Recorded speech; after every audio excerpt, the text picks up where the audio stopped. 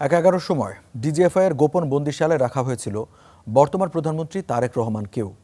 সে বিষয়ে পর্যাপ্ত তথ্য প্রমাণ পাওয়ার কথা জানিয়েছেন চিফ প্রসিকিউটর। বলেন 2008 থেকে 2024 সাল পর্যন্ত ভিন্নমতের ব্যক্তিদের এই টর্চার সেলে অমানবিক নির্যাতন করা হয়েছে। এর সঙ্গে জড়িত সবার বিচার হবে। এ যেন অন্ধকার এক কুঠুরির গল্প। চার দেয়ালের ভিতরের বন্দীদের কান্নার শব্দও পৌঁছাতো না বাইরে।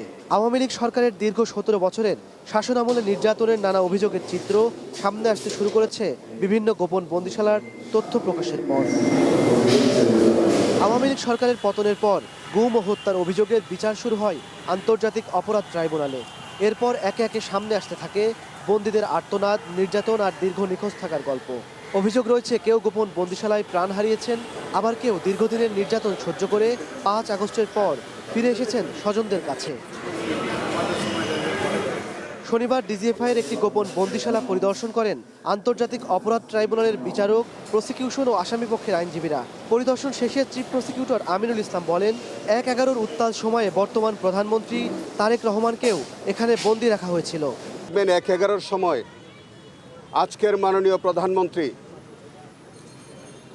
আমাদের অহংকার জনাব তারেক রহমানকে আজকের যে জেআইসি সেলটি আমরা পরিদর্শন করেছি তারই কোনো একটি কামরায় তাকেও কিন্তু সেখানে আনা হয়েছে, তার উপরে নির্যাতন করা হয়েছিল।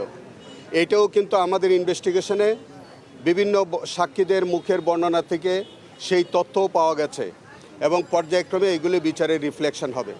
চিফ প্রসিকিউটর বলেন, শুধু তারেক রহমান নন, হুম্মাম কাদের চৌধুরী, সাবেক ব্রিগেডিয়ার আজমি সহ আরও অনেককে এই বন্দিশালায় রাখা হয়েছিল বলে জানান চিফ প্রসিকিউটর।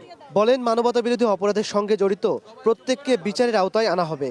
যে এই টিএফআই এবং জেআইসি সেলের সম্পৃক্ত যেসব কর্মকর্তারা ছিল তাদের অনেকেই বিচারের আওতায় আনা হয়েছে এবং তাদের বিচার চলছে এবং ভবিষ্যতেও যাদের সংশ্লিষ্টতা এইভাবে পাওয়া যাবে তাদেরকেও এই অমানবিক ঘটনার জন্য বিচারের সম্মুখীন করা হবে। তবে আয়নাঘর পরিদর্শন শেষে আসামিপক্ষের আইনজীবীরা দাবি করেন, বন্দীদের দেয়া সাক্ষ্যের সঙ্গে এই বন্দিশালার বাস্তব চিত্রের মিল নেই। আমাদের যে ইন্ডিভিজুয়াল লায়াবিলিটির জায়গা থেকে সেখানে আমরা যথেষ্ট পরিষ্কার যে আমাদের এখানে কোনো লায়াবিলিটি নাই এবং আমাদের ইন্ডিভিজুয়াল ক্রিমিনাল লায়াবিলিটিও এস্টাবলিশ করার মতো যথেষ্ট এলিমেন্ট এখানে নেই। সেই রুমে কিন্তু দুটো জানালা আছে দক্ষিণ দিকে।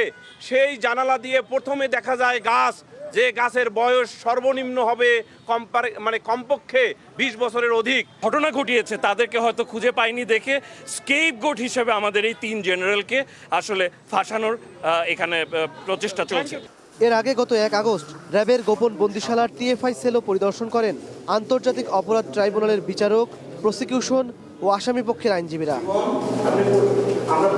ইমন মাহমুদ, স্টার নিউজ, ঢাকা।